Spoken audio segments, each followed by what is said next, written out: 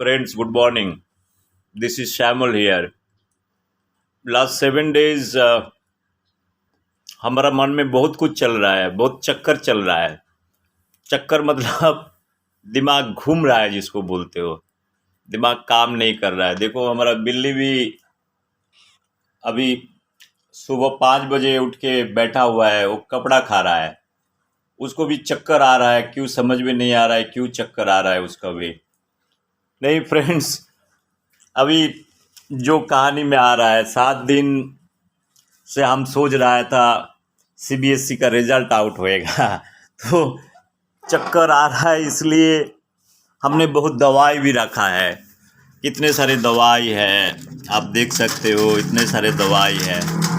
तो चक्कर के कारण से शुगर भी बढ़ गया थोड़ा सा।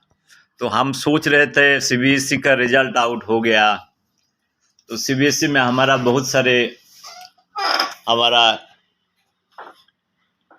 माय डॉटर वो भी एग्ज़ाम दिए थे। तो हमने काफ़ी दिन से सोच रहा था बच्चों का रिजल्ट आउट होगा। कोरोना में ऐसे तो एग्ज़ाम नहीं हुआ है। 2 साल से ये लोग सब सफ़र कर रहा है। हर एक सफ़र का जो एक अंत होता है बहुत सुबह होता है। सुबह होने के कारण होता है जो अच्छा सुबह हुआ मतलब अच्छा रिजल्ट का उम्मीद सब करते हैं। ऐसे बुरा कुछ नहीं है अभी, लेकिन रिजल्ट आने के बाद डबल चक्कर आ गया। मैं कौन सा डायरेक्शन में घूमूं हमको समझ में नहीं आ रहा है। तो मैंने जो बता रहा था अभी, इंडिया में जो एजुकेशन है, एजुकेशन सिस्टम का अंदर में स्टेट बोर्ड है, सीबीएसई है, आईसीएसई है, स्टेट बोर्ड है। तो करीब करीब कितने बच्चा हर एक साल 10+2 कंप्लीट करते हैं। ऑन एन एवरेज दिखा जाए सीबीएसई में 12 लाख स्टूडेंट अपीयर हुआ है। बोथ साइंस आर्ट कॉमर्स मिलके 12 लाख। आईसीएसई बोर्ड में भी ऐसा ही करीब करीब इतना ही है। तो 12 24 लाख हो गया। तो 24 लाख हर एक स्टेट बोर्ड में 26 27 में और 8-10 लाख करके होएगा। ऑन एन एवरेज पकड़ेंगे तो करीब करीब 2.5 करोड़ बच्चे होता है। 2.5 करोड़ बच्चे उधर हो गया, प्लस 20 लाख इधर हो गया। तो 2 करोड़ 70 लाख बच्चे 10+2 पास आउट करते हैं। तो अभी सबका रिजल्ट आउट हो गया ऑलमोस्ट। एक खुशी का माहौल है। बहुत सारा मीडिया में देख रहा था बच्चे लोग 99.99% सबको मिले हैं। बहुत सारे बच्चों को मिला है। पेरेंट्स बहुत खुश है, दुखी है। हम उस बात पे नहीं जा रहा हूँ, बात पे आ रहा हूँ। लेकिन जो मार्क्स देख के हमको थोड़ा सा चक्कर आ रहा है, बहुत चक्कर आ रहा है, बहुत चक्कर आ रहा है। चक्कर मतलब ये पहली बार पता नहीं है कोरोना में CBSE ICSE board state board का सबका विजडम खोल गया क्या। जो भाई सब नंबर दे दो, जितना नंबर है सब कुछ दे दो, 99.99% दे दो। लेकिन मैं बहुत कन्फ्यूजन स्टेट में चला गया। Is a state of confusion जिसको बोलते हो। कन्फ्यूजन मतलब ये डायरेक्ट और इनडायरेक्ट प्रेशर है पेरेंट्स के लिए। जो भाई बच्चे लोग इतना परसेंटेज मिला है तो एडमिशन अच्छी जगह में हो जाएगा, लेडिम श्रीराम कॉलेज में हो जाएगा। बहुत सारे एकेडमिक इंस्टीट्यूट, अच्छे एकेडमिक इंस्टीट्यूट में वो लोग को चांस मिलना चाहिए। बट मैंने जो सर्वे किया है, सर्वे में दिखा जा रहा है भाई, मान के चलो किसी को 99% मिला है। 99 में कम से कम 4,000 बच्चे हैं, 5,000 बच्चे हैं एक ही की परसेंटेज में। और 99.5 में भी 98.5% पे आपको 10,000 बच्चे मिल जाएगी। नाउ द क्वेश्चन इज, अगर सबको जनरल लाइन में अच्छी इंस्टीट्यूट में एडमिशन लेना होगा, अगर अप्लाई कर रहा है, क्या मेथोडोलॉजी होगा ये इसको लेके मेरे को थोड़ा सा सोच में पड़ गया। क्योंकि फाइनली अगर परसेंटेज का बेसिस पे अगर किसी का स्कूल में एडमिशन होने वाला है, अगर ये हम मान के चलते हैं जे डिफरेंट बोर्ड का एग्ज़ाम रिजल्ट दे के आप अप्लाई करो, कोई भी सब्जेक्ट चुन लो, लेकिन उसमें भी अगर एक स्पेसिफिक परसेंटेज में अगर 50 सीट है, उसके अंदर में सेम परसेंटेज में अगर 2000 बच्चा एक ही परसेंटेज में अगर अप्लाई कर दिया, क्या सिलेक्शन मेथोडोलॉजी होगा, हमको समझ में नहीं आ रहा है।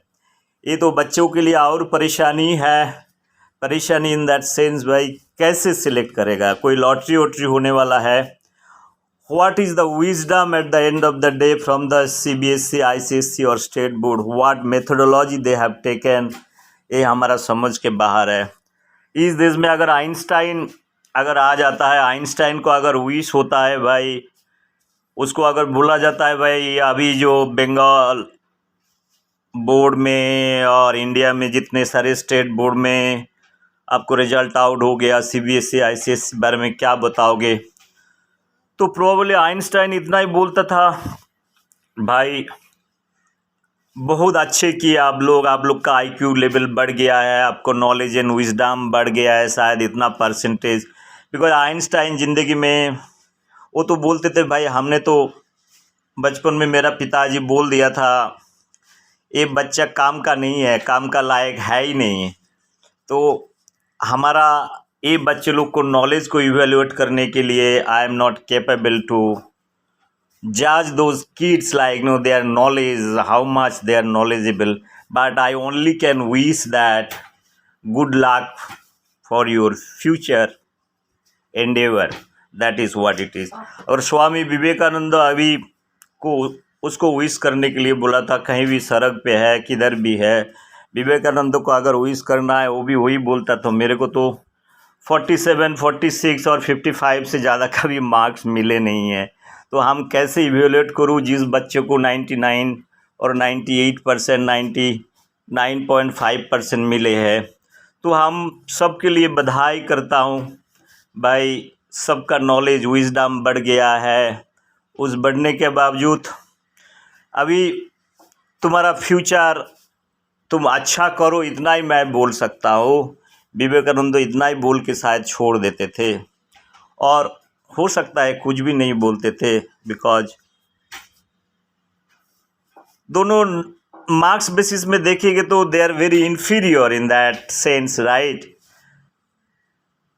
अभी सच्ची बताता हूँ, मेरा चक्कर के बजाय से मैं कुछ सोच नहीं पा रहा हूँ। बच्चों का एजुकेशन के लिए हम क्या करूँ, पेरेंट्स लोग ज़रूर हम अप्लाई करेंगे, मेडिकल का एंट्रेंस टेस्ट हो रहा है, उसके लिए भी हम एग्ज़ाम देने के लिए हो सकता है तैयार है, बच्चे लोग तैयार भी नहीं हो सकता है, वो लोग का पर्सनल चॉइस है।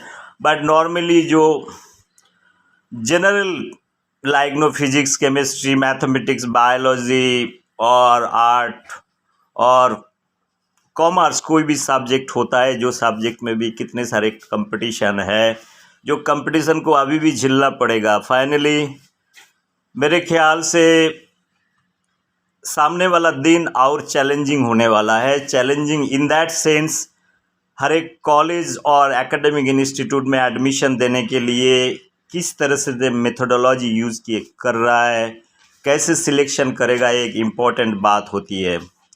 सेकंड बात मैंने जो करना चाहता हूँ over here, that number of seats भी बहुत लिमिटेड है, रिजर्वेशन है।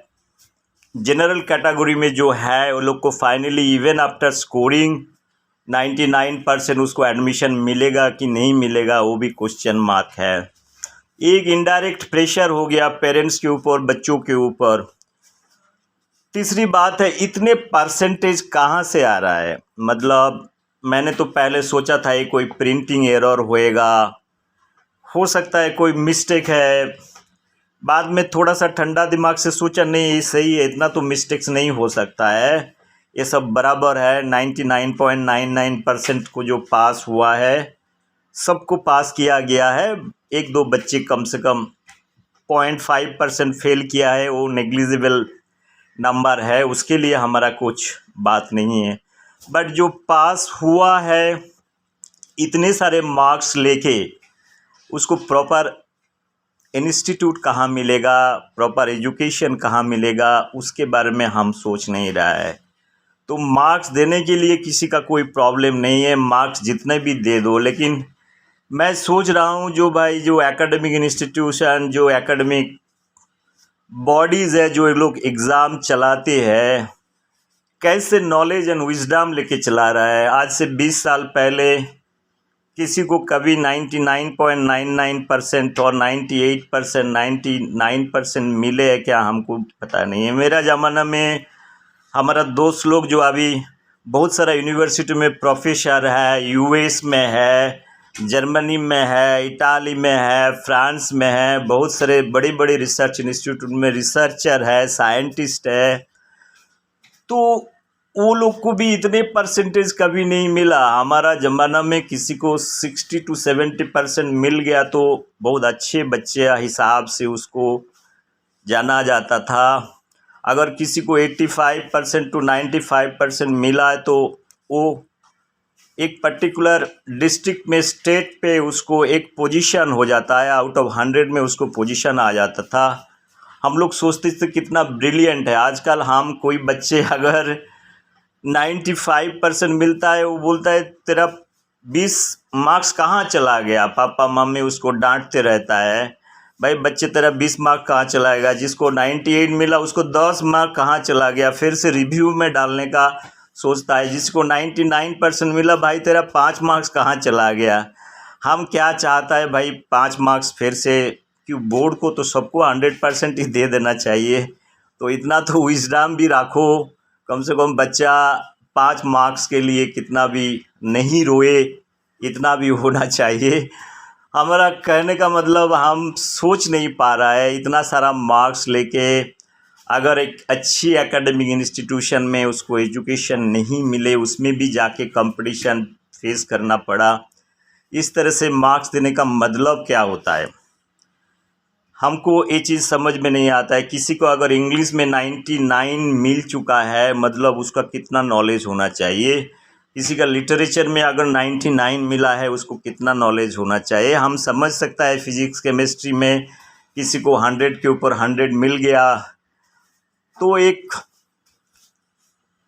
साइंस होता है, हो सकता है किसी को 100 के ऊपर 100 मिल सकता है। लेकिन लिटरेचर, फिजिकल एजुकेशन, इस सब में भी 99, even all those arts faculty, history, geography में भी सबको ऐसा 98, 99% कैसे मिल सकता है। ये हमारा सोच का बाहर है, सोच ही नहीं सकता है। बिकॉज हमको ज़िंदगी में कभी इतना परसेंटेज नहीं मिला। भाई हमको अगर नहीं मिला है, हमने आम नहीं देखा है, तो आम का टेस्ट कैसे हम बताएंगे, हम बता नहीं पाएंगे। ये मेरा कैपेबिलिटीज़ के अंदर में नहीं पड़ रहा है। हम बच्चे लोग को देखता है, भाई तुम इतने नॉलेजेबल हो, इतने सारे तुमको मार्क्स मिला है, तो तुमको खुश होना चाहिए। तो आप दुखी हो जाते हो, भाई किसी को 85 मिला, 90 मिला। जिसको ऐसे 90 मिला उसको डाउट है, उसको प्रॉपर एजुकेशन, प्रॉपर इंस्टीट्यूट में उसको एडमिशन मिलेगा कि नहीं मिलेगा। फ्रेंड्स, अर्ली मॉर्निंग हमको भी समझ में नहीं आ रहा है, क्या करूं क्या नहीं करूं। फाइनली मैं इतना ही बोलना चाहता हूं, जो हमारा एजुकेशन सिस्टम किस डायरेक्शन में जा रहा है, इसके ऊपर थोड़ा हमारा सोचना बहुत ज़रूरी है। जो लोग बैठा हुआ है, जो लोग सोच रहा है एजुकेशन पॉलिसी, हमारा एजुकेशन का मेथोडोलॉजी, सिलेबस, मैंने इसके ऊपर 3-4 घंटा का मैंने वीडियो लिया हुआ है। वर्ल्ड का टॉप 20 जो कंट्री है जिसका एजुकेशन सिस्टम, जिसको एजुकेशन पॉलिसीज़ है, किस तरह से पॉलिसी यूज़ करता है। I have talked about British, American and Finland और वेरी यूरोपियन कंट्रीज़ का एजुकेशन सिस्टम क्या है, इवन जापान में क्या है, हर एक चीज़ के ऊपर हमने बता चुका है। हम एजुकेशन सिस्टम का, I am not in favor of this education system at all. The way things are moving, it is a very kind of a dangerous situation. जैसे पैसा का डिवैल्यूएशन होता है, हमारा भी एजुकेशन सिस्टम का दिन दिन डिवैल्यूएशन हो रहा है, इवैल्यूएशन नहीं हो रहा है। इवैल्यूएशन मतलब इसका ये मतलब प्रोग्रेसिव वे में हम नहीं देख रहा है एजुकेशन सिस्टम। मार्क्स किसी को कुछ भी आप दे सकते हो, मार्क्स देने में किसी का क्या हर्ज होता है। आप दे दो जितना मार्क्स देना है, फाइनली अगर उसका फ्यूचर एजुकेशन में, अगर एजुकेशन सिस्टम में उसका नॉलेज एंड विजडम में कुछ इम्पैक्ट नहीं पड़ता है, अगर वो एजुकेशन सिस्टम किसी का जॉब के लिए अच्छा नहीं होता है, वो एजुकेशन सिस्टम का कोई मतलब नहीं होता है। फिनलैंड का एजुकेशन सिस्टम मैंने बताया 16-17 साल तक बच्चे लोग एग्ज़ाम ही नहीं देता है। हमारा तो 16-17 साल में बच्चे लोग एग्ज़ाम देते देते पीएचडी कंप्लीट कर लेता है। इतना सारा एग्ज़ाम देता है, हर एक 3 महीना में एग्ज़ाम, 2 महीना में एग्ज़ाम, वीकली एग्ज़ाम, होमवर्क करते करते ये लोग थक जाते हैं। थकने के बाद अगर 10+2 स्टैंडर्ड में एग्ज़ाम में इतने सारे मार्क्स होता है, फिर कंपटीशन होता है। कंपटीशन होने के बाद फिर से सिलेक्शन मेथोडोलॉजी, हो सकता है इंटरव्यू होगा, कोई भी अच्छी कॉलेज में इसका इंटरनल एग्ज़ाम भी होएगा, फिर एग्ज़ाम देना पड़ेगा।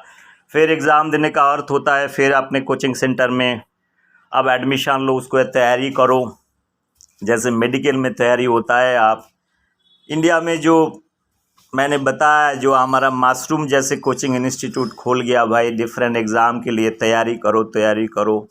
एक पैरेलल एजुकेशन सिस्टम हमारा बन गया। जैसे हमारा पैरेलल इकोनॉमी आ जाता है इंडिया का अंदर में, तो ब्लैक मनी आ गया, तो मोदी साहब ने डिमोनेटाइजेशन कर दिया है। अभी एजुकेशन सिस्टम के ऊपर अगर इतने सारे मार्क्स आ गया, तो एक दिन आएगा कुछ ना कुछ कदम उठाना पड़ेगा और एजुकेशन सिस्टम के ऊपर हमारा सोचना पड़ेगा भाई, हम सही कर रहा है, गलत कर रहा है। हम कोई नहीं है और कोई बोलने वाला नहीं है जो एजुकेशन सिस्टम गलत है और सही है, बिकॉज जो लोग बैठा हुआ है उसको नॉलेज एंड विजडम हमसे ज़्यादा है, ज़्यादा सोचते हैं। बट पेरेंट हिसाब से हमारा जो सोच है, जो हमको यही लगता है there is something wrong in that sense. जो डिवैल्यूएशन जिसको आप बोलते हो, जो मार्क्स किस बेसिस से किसी को इतना परसेंटेज दे रहा है, फाइनली अगर सबको वही मार्क्स मिल रहा है, जो अच्छे बुराई में, अच्छे नॉलेज, अगर कोई अच्छे स्टूडेंट है, बुरा स्टूडेंट है, एवरेज स्टूडेंट है, उसमें आप कैसे उसको फ़र्क करेंगे अगर प्रॉपर, अगर उसमें मेथोडोलॉजी हम लोग यूज़ नहीं कर रहा है। फाइनली एक प्रेशर जोन क्रिएट होने वाला है एक सर्टेन लेवल में। वो 95 to 100% में सब बच्चे आ गया, सबका वही कंपटीशन फेस करना है। ये चीज़ सब जगह में यही हो रहा है। हमारा इंजीनियरिंग बोलो, डिफरेंट फैकल्टी में बोलो, सबको हाई मार्क्स मिलता है। We are not talking about the creation of jobs, we are making a good CV, a good certificate at the end of the day. उसमें कंटेंट कितना है, कंटेंट कितना नहीं है, अच्छे CV लेके हम उसको अच्छा फ्रेमिंग कर सकता है। किसी को 99.9% मिल गया, वो तो अच्छा फ्रेमिंग करके रख सकता है। जब तक गवर्नमेंट और सिस्टम उसको सूटेबल जॉब प्रोविज़न और उसको कैपेबल नहीं करता है, सूटेबल नॉलेज दे के उसको खुद को कुछ करने का अगर कुछ सोच नहीं है, वो सोचते हैं हमारे पास मार्क्स है तो हमको कुछ ना कुछ मिल जाएगा। इस ढंग से सोचने में हमारा जो सोच है, ये सोच मेरे को लगता है it's a very wrong way of thinking all those things. I think we must review those education policies, what is happening. So I feel personally competitiveness is good. At the end of the day, it should be based on the merit and knowledge. There must not be any kind of reservation. Again, the reservation is coming into the picture. ये reservation नहीं होना चाहिए। 75 years के बाद अगर अब हम reservation का फिर से वही बात करें, तब क्या मतलब निकालता है। तो फाइनली हम क्या चाहते हैं, 2.5 करोड़ बच्चे के अंदर में कुछ बच्चा स्कूल नहीं जाए, कॉलेज नहीं जाए, क्या करे वो लोग, मतलब कोई भी जगह में से पढ़ाई कर ले। क्या हम फाइनली चाहता है, हमारा एजुकेशन पॉलिसीज़ क्या है। सो अभी कोविड-19 के वजह से एक तो सबका दिमाग ख़राब है, इसके ऊपर ये रिज़ल्ट आके अच्छे मार्क्स दे के अच्छे दिमाग भी ख़राब कर दिए सबको। तो हम यही बोलना चाहते हैं, हम ज़रूर इसके ऊपर सरकार को जो एजुकेशन डिपार्टमेंट है, मिनिस्ट्री ऑफ एजुकेशन है, HRD है, इसके ऊपर ज़्यादा सोचना चाहिए। तो जब तक हम नहीं सोचेंगे तब तक इसका कोई हालत नहीं निकालेगा, इतना ही मैं सोच सकता हूँ। तो फ्रेंड्स, मैं ऐसे ही बहुत दुखी हूँ। कुछ दिन से हमारे पास बहुत सारा CV आता है कंपनी का जॉब के लिए। एक बंदे ने एट द एज ऑफ 34 वो इंडिया में कोई रास्ता पे रिक्शा चला रहा है, बेचारा PhD करके बैठा हुआ है बायोटेक्नोलॉजी में। 10 साल PhD किया, इंटरनेशनल पब्लिकेशन है, बहुत सारी चीज़ है, SRF थे, जॉब नहीं है, अभी रिक्शा चला रहा है। हमारा एजुकेशन सिस्टम अगर एक PhD वाला का ऐसा हालत हो गया, रिक्शा चलाने के लिए रास्ते पे आ गया, तो हमारा क्या होने वाला है, ये सोचते हमारा थोड़ा सा चक्कर तो ज़रूर आता है। अगर थोड़ा सेंसिबल है तो आपको चक्कर आएगा, चक्कर आना ज़रूरी है। तो हम सोचते हैं तो हमारा फ्यूचर क्या होने वाला है। तो बच्चे लोग को फ्यूचर देख के हमारा सरकार, हमारा एजुकेशन सिस्टम, एजुकेशन डिपार्टमेंट कुछ ना कुछ सोचना चाहिए। We should think in a positive manner and this marks is nothing. This like a age is nothing. Age is just a number. Your marks is just a number. Finally, if you are not able to use your knowledge and wisdom for your career in your life, for your growth and development, nothing is going to happen. I told long back I have made close to 15-20 videos on education policies in India and throughout the world. Friends, my purpose is not telling to demoralize all the kids who has scored high percentage. My purpose is just to tell that overall the scenario is not good and healthy at all. So, friends, this morning I feel that my cat is also giving me company. So, say hello to everybody. Say thank you to all the students who have passed out through different exam board cleared. I congratulate them for, I wish them there. First of all, they should stay calm.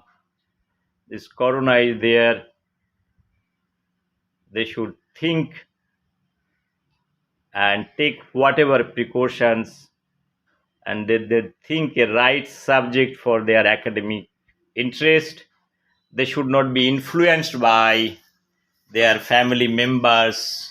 They should use their rational thought process, what they like and that they want to pursue it for their career. That is what I feel. Because मैं इतना ही सोचता हूँ, life पे आप कुछ भी करो, उसको अगर अच्छे तरीके से निभाओगे, जिसमें सक्सेस है। मैंने खुद का लाइफ पे भी मैंने बहुत सारे चीज़ देखा। You have to be specialized whatever subject. अगर आपको पेंटिंग अच्छा लगता है, आपको आर्ट्स अच्छा लगता है, साइंस अच्छा लगता है, फिजिक्स अच्छा लगता है, कोई भी सब्जेक्ट अच्छा लगता है, उसको स्पेशलाइजेशन एक जगह पे जाके आप जाओगे तो सक्सेस है। आधा अधूरा छोड़ देने में कुछ नहीं होता है। म्यूनिसिपल में जो कचरा सुबह में उठा के लेके जाता है, उसको प्रोसेस करके बहुत सारा इंजीनियर अपना ज़िंदगी बना लिए है। हम सोचते हैं कचरा हम फेंकते हैं। बहुत सारा प्रोसेसिंग में आपको बहुत पॉलीथीन इंडस्ट्री भी ग्रो हो जाता है, उसका अंदर में बायोफिल्म मेम्ब्रेन भी बन रहा है, पॉलीथीन भी बन रहा है, बायोडिग्रेडेबल सेपरेशन, बहुत सारा चीज़ हो रहा है। बहुत सारा चीज़ है लाइफ पे आप कर सकते हो। फाइनली जो अपना नॉलेज एंड विजडम यूज़ कर रहा है, मैंने विवेकानंद को बात किया है। विवेकानंद एजुकेशन सिस्टम के ऊपर he was not in favor of such kind of education system what is existing in India. Einstein भी एजुकेशन सिस्टम का खिलाफ था। They are not the product of this kind of education system. they are in natural, their philosophy and they believe in the mind and rational thinking. So आप लोग को सब बता रहा हूँ, अगर इस सिस्टम के ऊपर है, use your rational thinking and your dialectical thought process को यूज करो। Be a good thinker. So don't go after marks. That is what I was about to tell you. अभी मेरा थोड़ा चक्कर कम हुआ है, so मैं इतना ही बोलना चाहता हूँ। Thank you very much. So do well, apply for very nice institute you have in India. There are so many private institute, they are offering nice course. So be a successful person, be a successful entrepreneur, and at the end of the day be a successful citizen of India. That is what it is. So think over it and have a nice day and nice future. That is what I want to tell everybody. Bye bye, take care.